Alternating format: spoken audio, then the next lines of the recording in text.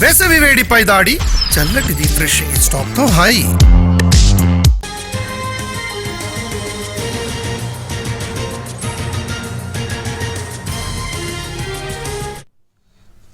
కాళేశ్వరం ప్రాజెక్టుపై దర్యాప్తు ముమ్మరమైంది. కాళేశ్వరం ప్రాజెక్టులోని మేడిగడ్డ బ్యారేజ్ కుంగిపోవడంతో నిర్మాణంలో లోపాలున్నాయని, డిజైన్లో తప్పులున్నాయని అంచనాలు పెంచి అవినీతికి పాల్పడ్డారంటూ ఆరోపణలొచ్చాయి. దీంతో తెలంగాణ ప్రభుత్వం జస్టిస్ పినాకి చంద్రఘోష్ నేతృత్వంలో ఏకసభ్య కమిషన్ను నియమించింది. పీసీ ఘోష్ హైదరాబాద్ కు చేరుకున్నారు. రేపు మాజీ మంత్రి ఈటెల రాజేందర్ ను విచారించనున్నారు.